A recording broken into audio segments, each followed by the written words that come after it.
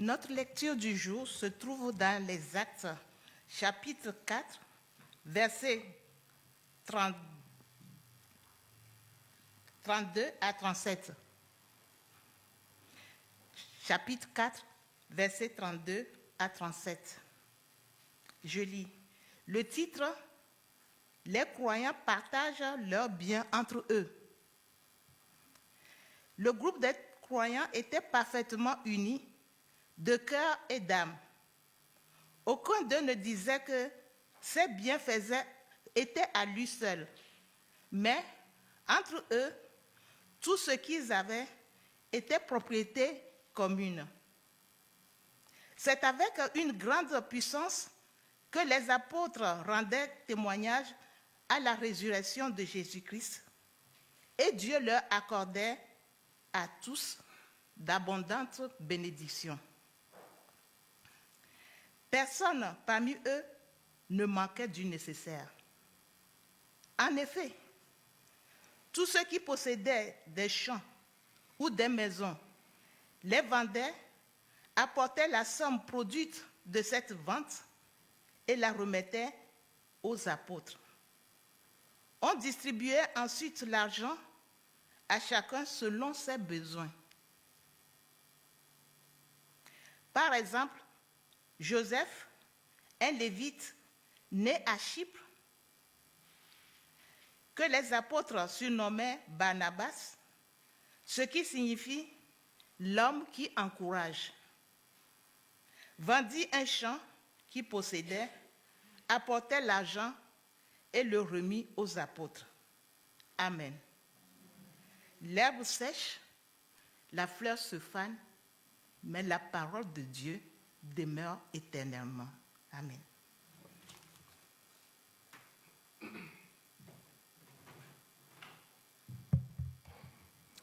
Merci Philippine pour cette lecture. Ce passage du livre des Actes m'a toujours fasciné parce qu'on a là la première expérience communiste qui a marché. Il n'y en a pas eu d'autre après. C'est la seule. Elle est dans d'autres Bibles. On va s'y intéresser, mais on va déjà un peu remettre ça dans le contexte. Parce que nous sommes suite à ce qu'on appelle la deuxième Pentecôte. La plupart des gens ne le savent pas, mais il y a eu deux Pentecôtes. Il y a celle qu'on connaît au début du livre des Actes, quand il y a les langues de feu qui descendent sur les disciples. Ils se mettent à parler d'autres langues. Ils ont un élan d'évangélisation dans tout Jérusalem, après quoi vient une persécution très dure. Les apôtres Pierre et Jean sont jetés en prison et ils échappent à la mort miraculeusement. Et quand ils reviennent, tous les disciples de Jésus se rassemblent, ils demandent à Dieu d'être de nouveau remplis du Saint-Esprit. Et Dieu leur répond et le Saint-Esprit redescend encore sur eux. Et après, on a le passage qu'on vient de vous lire.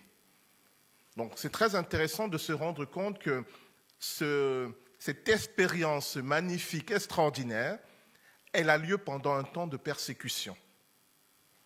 Donc, pendant un temps où, normalement, c'est chacun pour soi. Un temps de survie. Un temps où justement, on n'a pas le temps de penser aux autres. Parce qu'il faut sauver sa peau. Et c'est durant ce moment-là que les disciples de Jésus ont mis en place le premier parti communiste du monde. Et comme je disais, le seul qui a réussi. On va essayer de comprendre pourquoi lui, il a réussi.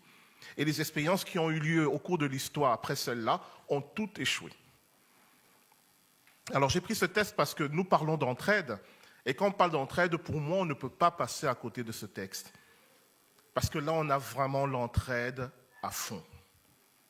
Alors, je ne sais pas vous, mais moi, quand j'ai découvert ce texte, même quand j'étais petit, je lisais ça et j'étais très mal à l'aise. Très mal à l'aise parce que même petit, j'avais déjà un peu cette conscience de dire hey, mais c'est qui est à moi et à moi. Je ne vois pas pourquoi je vais le partager avec d'autres, et même avec d'autres que je ne connais pas. Il y a en nous cette petite voix qui te dit « Ok, je suis prêt à partager avec les membres de ma famille. Pourquoi pas avec mes amis ? Un inconnu ? Non, je n'ai pas envie. Là, j'ai travaillé dur. Bon, quand j'étais petit, je ne travaillais pas dur, mais j'ai travaillé dur. J'imagine ce que les gens se disent. J'ai travaillé dur pour gagner ça. Pourquoi ? Je devais mettre ça en commun. »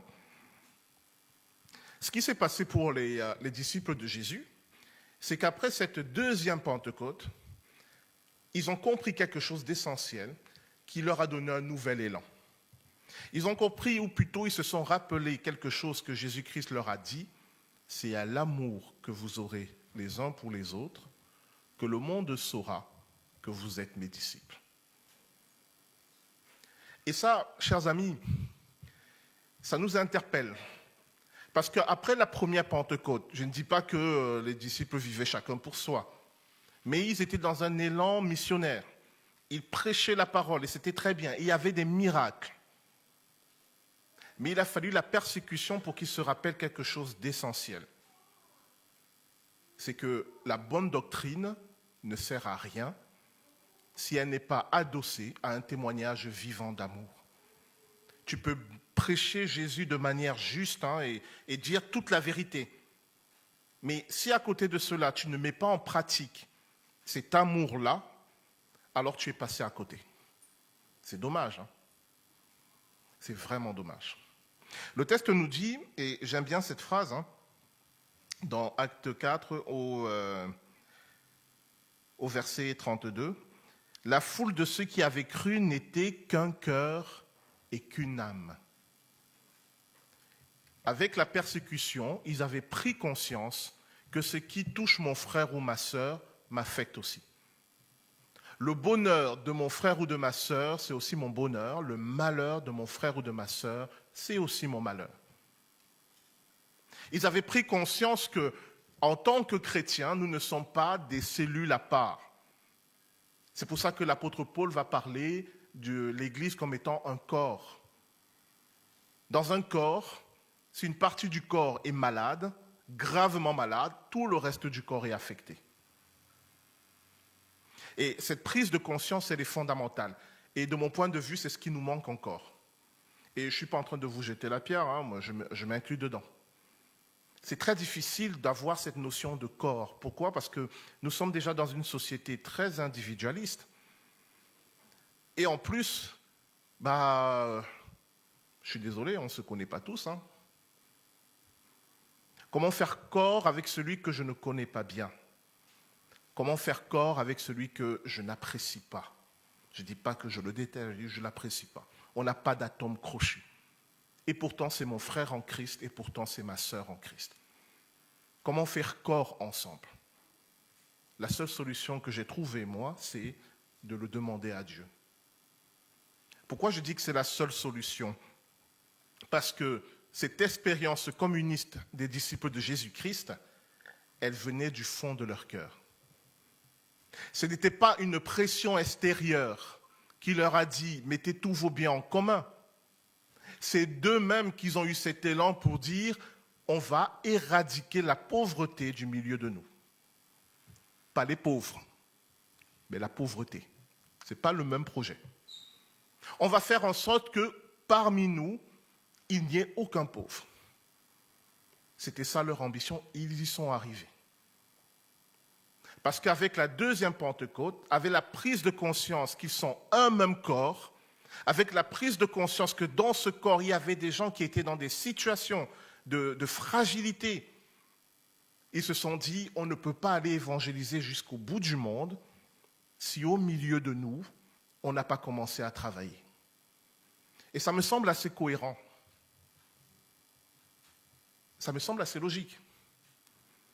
À quoi ça sert d'aller parler de l'amour de Dieu aux extrémités de la terre si parmi nous on ne vit pas l'amour de Dieu ? Pour moi, ça ne sert à rien. Et c'était là la force de leur expérience qui a réussi. C'est un élan d'amour qui vient du cœur sans aucune contrainte. Pourquoi les expériences communistes ont échoué alors qu'elles aussi voulaient éradiquer la pauvreté ? Mais elles ont échoué parce qu'elles venaient avec une contrainte extérieure.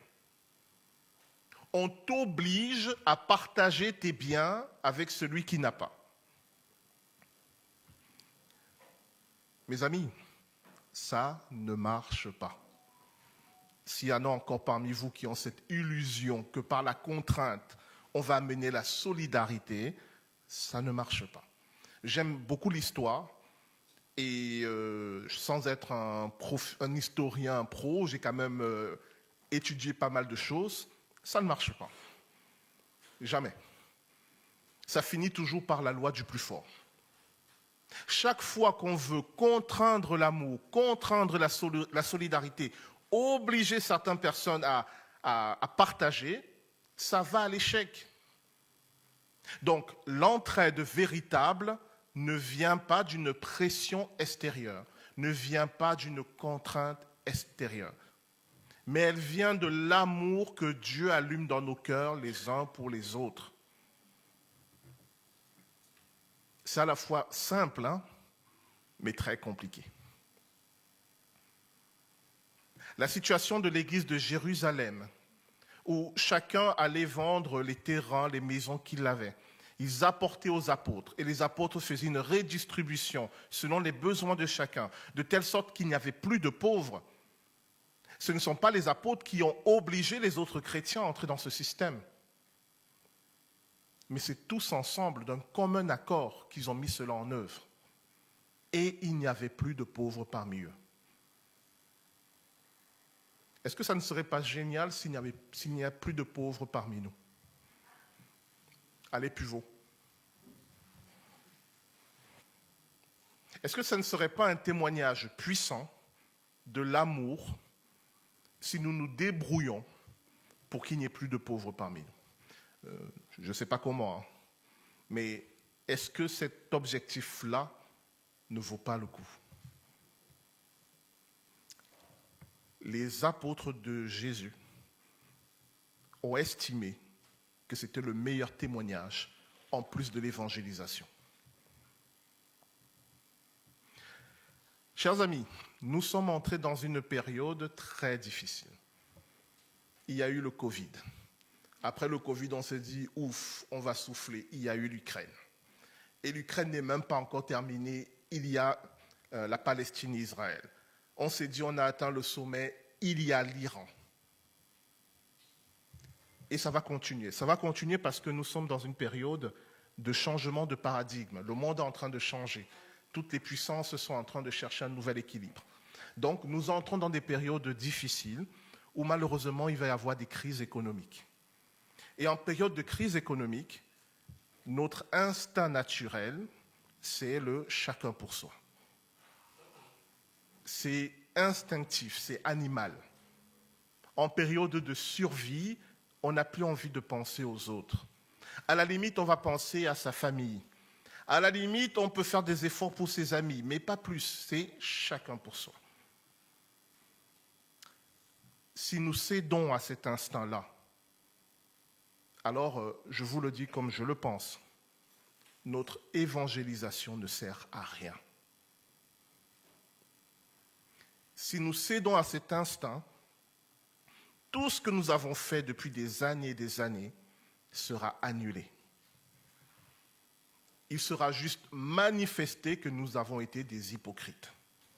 Parce que c'est bien beau de chanter l'amour, la bienveillance, tout ce qu'on veut.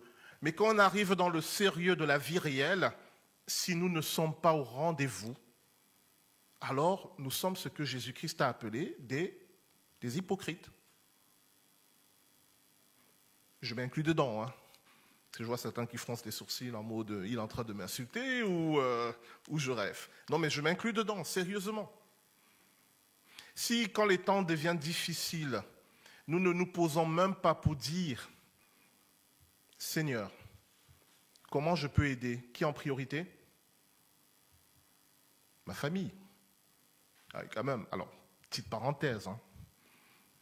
Vous n'allez pas rendre compte à Dieu de ce qui est arrivé au SDF en Mongolie. Mais vous allez rendre compte à Dieu de comment vous avez pris soin des vôtres. Numéro 1. Ça, c'est indépassable. Donc, Seigneur, comment dans ce temps de crise prendre soin de mes enfants, de ma famille? Numéro 2, quand même, si vous êtes chrétien. Seigneur, comment dans ce temps de crise prendre soin de mon frère ou de ma sœur en Christ? Si nous ne nous posons même pas la question et que nous nous replions, nous nous enfermons sur nous-mêmes parce que les temps sont difficiles et ils vont être difficiles, alors nous sommes des hypocrites. Maintenant, après vous avoir insulté, je vais terminer avec les notes positives. Ne le prenez pas comme une flatterie. C'est ça, c'est ce que je dis. Dimanche après dimanche, on vous dit, il y a le panier de l'entraide. Et certains d'entre vous, après le culte, donnent quelque chose pour l'entraide. Vous ne réalisez pas à quel point vos dons ont aidé de nombreuses personnes de cette église. Vraiment. Je suis ému quand je vous le dis. J'ai vu tellement de gens qui passaient par de moments difficiles et que le service d'entraide a pu aider. On n'a pas pu tout régler, mais on a pu au moins leur témoigner que l'Église est là et que l'Église ne les oublie pas. Et ça a été possible grâce à vos dons. Mais vraiment, c'est extraordinaire. C'est vraiment extraordinaire. C'est la première fois que je vois ça. Donc voilà, j'ai gueulé, hypocrite, tout ça, mais au fond du fond, il y a un élan de solidarité ici qui est réel. Mais pourquoi je fais cette prédication? C'est pour vous interpeller, pour vous dire à quel point c'est beau, à quel point c'est précieux, à quel point c'est biblique et à quel point il faut le garder. Et que nous dit le livre des Actes, pour terminer? Quand ils ont été dans cette expérience communiste chrétienne qui a réussi, on nous dit que Dieu répandait ses bénédictions sur les chrétiens. Vous savez, il y a la théologie de la prospérité qui dit « si tu donnes à l'Église, tu seras béni ». Elle est fausse. Si vous donnez à l'Église, c'est l'Église qui est bénie. Vous, je ne sais pas. Mais il y a une théologie qui est vraie, celle de la providence de Dieu. Si tu es dans l'œuvre que Dieu agrée, tu seras béni. Si tu œuvres avec Dieu pour ton prochain, oui, tu seras béni. Et c'est pourquoi la prière que j'aimerais vous proposer là, individuelle et à la fois collective, c'est que nous demandons à Dieu comment aider mon prochain. Mon prochain vraiment proche, mon mari, ma femme, mes enfants, enfin ma famille, comment les aider. Et 2, comment aider mon prochain en Christ, mon frère et ma sœur en Christ. Est-ce que nous le voulons vraiment? Et l'autre prière, Seigneur, comment éradiquer la pauvreté à l'Église protestante unie de la vallée de l'Orge? On veut qu'il n'y ait pas de pauvres parmi nous. Moi, je le veux. Est-ce que vous le voulez? Il y a une seule personne qui fait « ouais ». Chers amis, ce n'est pas de la magie. Bien sûr qu'on n'a pas la méthode, on ne sait pas forcément quelle sera la bonne méthode, qu'est-ce qu'il faut faire. Mais je ne vous parle pas de ça. Je vous parle de la matière première que Dieu va utiliser, c'est notre bonne volonté. Et c'est cette matière première qu'on doit lui donner. Est-ce que nous avons la bonne volonté pour que dans notre Église, il n'y ait pas de pauvreté? Si on ne l'a pas, on la demande à Dieu. On prie pour ça. Il me faut un peu plus de conviction. Là, c'est bon, ils sont convaincus. Vous, là, ok. Ici au centre, il y a 1 ou 2 personnes. Vous êtes partants ou pas? Et là, je vous connais, vous êtes partants, bien sûr. Alors, on va prier.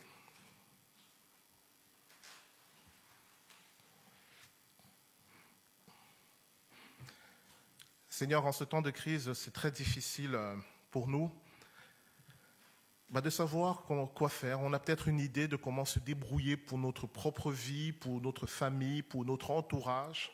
Et parfois, on y arrive à peine. Alors, imaginez comment aider les autres, ça nous paraît une montagne à escalader. Et pourtant, Seigneur, on l'a lu dans ta parole que ça a été possible par l'effusion du Saint-Esprit. C'est possible d'éradiquer la pauvreté. C'est possible de nous entraider. C'est possible de nous aimer comme toi tu nous aimes. Alors Seigneur, nous t'apportons cette envie de vivre la même chose, cette envie d'éradiquer la pauvreté au milieu de nous, cette envie de nous entraider véritablement. Pour certains parmi nous, cette envie n'existe même pas encore. Alors on te demande de créer en nous ce feu de solidarité et d'amour, comme tu l'as fait chez les premiers disciples du Christ. Et de nous donner de la sagesse et du discernement pour mettre en œuvre ce qui va permettre d'aider les plus pauvres, les plus fragiles parmi nous. Seigneur, on ne te le demande pas comme un projet politique, mais comme un témoignage vivant de l'amour. On ne te le demande pas comme une contrainte qui va venir nous obliger à faire quelque chose, mais comme un feu qui brûle en nous et qui nous pousse en avant. Oui, Père, nous te prions pour que cette entraide qui existe déjà et qui a déjà porté du fruit grandisse encore plus. Nous te prions, Seigneur, pour que tous ceux qui, à l'heure actuelle parmi nous, sont dans des situations difficiles, dans des épreuves, eh bien, tu nous montres comment les soutenir, comment leur témoigner de l'amour. Que ce soit dans nos familles, parmi nos relations, mais aussi, Seigneur, parmi nos frères et sœurs en Christ. Père, nous te le demandons et nous t'en remercions au nom de Jésus-Christ, notre Seigneur. Amen.